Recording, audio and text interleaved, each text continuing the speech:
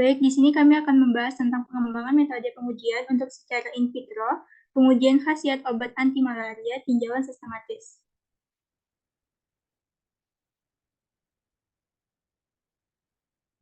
Esai berdasarkan radioisotop. Selama kultur parasit malaria, trombosit, dan eritrosit yang tidak terinfeksi dalam plat kultur tidak mensintesis RNA, DNA, protein, atau membran apapun. Selain itu, lokasi tidak dapat berkembang biak dan karenanya hancur dalam jangka waktu tertentu. Jadi, di antara semua parasit tersebut, hanya parasit malaria yang selnya aktif membelah.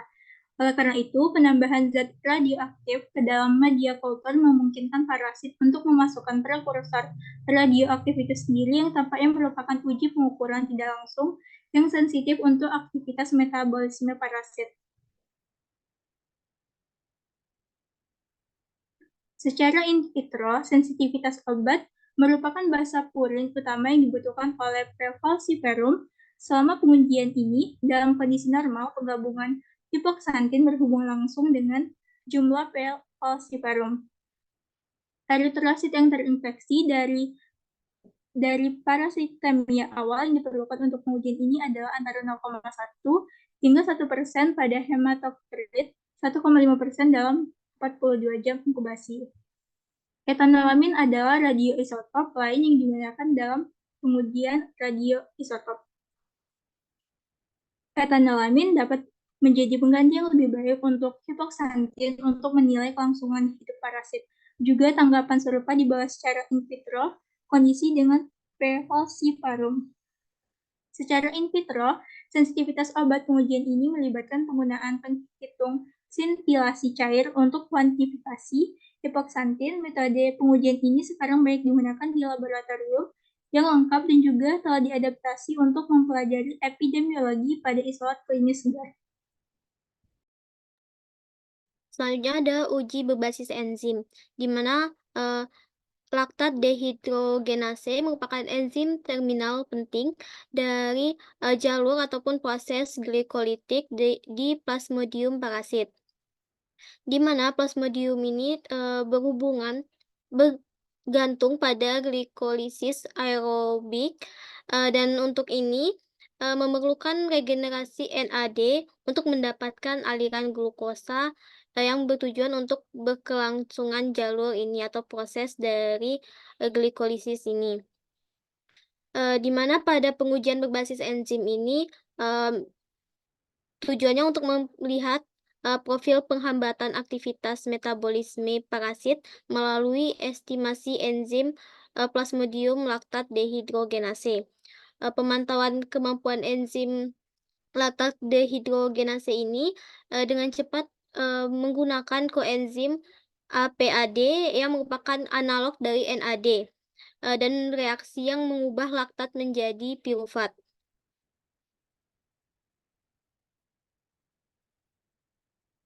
Di mana dalam pengujian ini perkembangan APAD terinduksi atau APADH diukur dan menafsirkan korelasi langsung antara tingkat parasitemia dan juga aktivitas PLDH.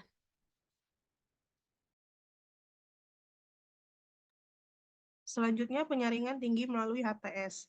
Prinsip dasar di balik flow cytometry adalah memanfaatkan eritrosit manusia yang kekurangan DNA sehingga hanya mewarnai dan mendeteksi DNA parasit.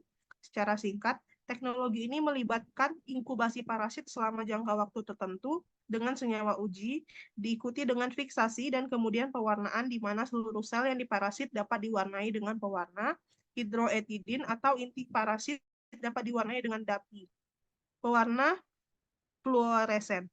Setelah itu, flow cytometry dapat digunakan untuk menghitung kultur yang diberi perlakuan dan kontrol. Selain itu, flow cytometry juga memungkinkan untuk membedakan berbagai tahapan parasit di dalam eritrosit dengan bantuan gating. Semua fitur ini menjadikannya pengujian yang relatif sederhana, yang memberikan hasil yang tinggi dan menjadi alasan untuk mengganti teknik lama. Namun hal yang paling penting dalam menggunakannya adalah keterbatasan biaya. Metode aliran cytometry juga menentukan pematangan skizon, tetapi memungkinkan penentuan jumlah pasti inti per parasit, sehingga memberikan perhitungan yang lebih akurat mengenai perkembangan dalam kultur. Flow cytometry lebih akurat dalam menghitung parasitemia dan dapat membedakan tahapan perkembangan sehingga meningkatkan pembacaan tes dibandingkan dengan teknik konvensional. Hal ini dapat mengakibatkan peningkatan jumlah pengujian yang berhasil, namun juga dapat menyebabkan penyederhanaan prosedur kultur. Selanjutnya uji berbasis fluoresens. Teknik berbasis fluoresensi ini melibatkan kuantifikasi pertumbuhan parasit secara otomatis dan cepat setelah pewarnaan parasit dengan pewarna pengikat DNA fluoresen seperti etidium bromida.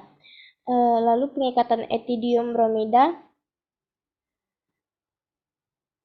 ke DNA menyebabkan peningkatan intensitas fluoresensi yang sebanding dengan jumlah DNA parasit. Karena eritrosit matang tidak memiliki RNA dan DNA, pewarna tersebut secara spesifik berikatan dengan DNA parasit pada tahap eritrositik. Selanjutnya uji Cheyequan. Uji ini adalah pengujian berbasis fluoresensi yang menggunakan pewarna sianin Cheyequan GR yang menampilkan fluoresensi kuat yang dapat dengan mudah dideteksi pada eksitasi 485 nanometer dan divisualisasikan pada 530 nanometer dengan sitometer aliran.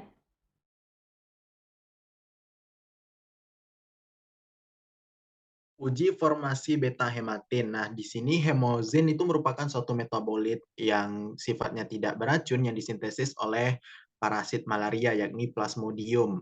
Nah, penghambatan metabolisme heme ini dapat menyebabkan perolehan heme beracun yang akhirnya membunuh Plasmodium yang merupakan sebagai akibat dari lisis membran dan gangguan fungsi metabolisme lainnya yang terdapat pada Plasmodium yang merupakan parasit penyebab malaria.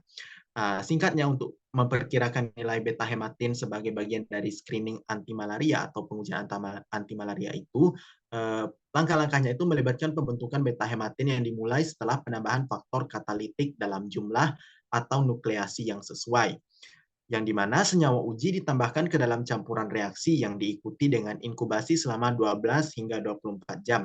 Dan akhirnya beta hematin yang dihasilkan dikuantifikasi atau dihitung kadarnya dengan metode-metode yang berbeda. Pendekatan eksperimental yang telah disebutkan tentang estimasi jumlah kadar beta hematin secara in vitro dan penggunaannya digunakan untuk mengevaluasi dari aktivitas antimalaria. Proses kuantifikasi atau perhitungan kadar beta hematin merupakan langkah utama dalam pengujian ini yang dilakukan dengan teknik bisa spektrofotometri, radioisotopik, fluorometri, dan berbasis HPLC.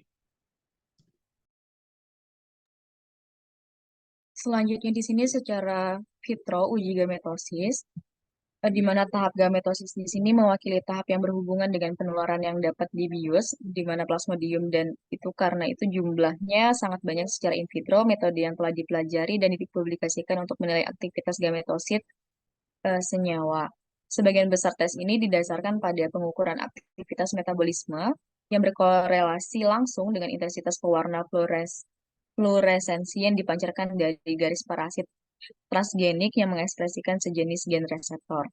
Namun sampai saat ini belum ada penelitian yang menghasilkan penilaian ekstensif mengenai tingkat sensitivitas gametosit tahap awal terhadap sebagian besar obat anti malaria, meskipun hanya ada sedikit penelitian yang terbatas pada beberapa obat yang sudah ada.